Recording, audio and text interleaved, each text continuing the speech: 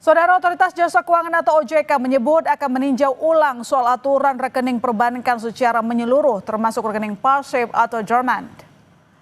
Langkah itu untuk menjaga stabilitas keuangan serta memperjelas hak nasabah dan bank agar tak ada yang dirugikan. Saat ini, ketentuan soal rekening pasif masih diatur dalam kebijakan internal masing-masing bank. Sebelumnya, PPATK menghentikan sementara transaksi nasabah yang rekeningnya dianggap pasif atau tak digunakan selama lebih dari 3 bulan. OJK dalam kewenangannya berdasarkan undang-undang akan melakukan langkah-langkah yang diperlukan, gitu kan? Dan untuk tetap melaksanakan tugasnya menjaga stabilitas sistem keuangan atau sistem perbankan. Nah, termasuk di dalamnya itu adalah upaya kita untuk melakukan revisit kira-kira begitu terhadap peraturan-peraturan yang terkait dengan rekening, ini seluruhnya rekening, termasuk rekening dormant.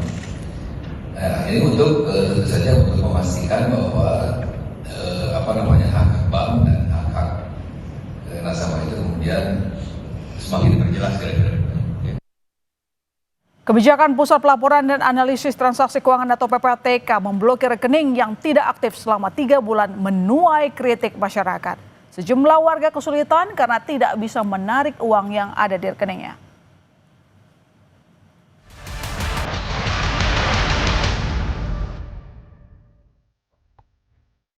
Keputusan Pusat Pelaporan dan Analisis Transaksi Keuangan atau PPATK memblokir rekening yang tidak aktif selama 3 bulan mengundang reaksi negatif dari masyarakat. Salah satunya adalah masyarakat yang pemasukannya tidak menentu dan tidak menggunakan rekening secara rutin. Seperti Nur Azizah yang menjadi pekerja lepas. Nur memiliki rekening yang jarang digunakan untuk transaksi. Namun saat akan mengecek rekening karena mendapatkan bantuan subsidi upah, dirinya baru sadar rekeningnya terblokir. Pemberitahuan dilayangkan melalui surat elektronik.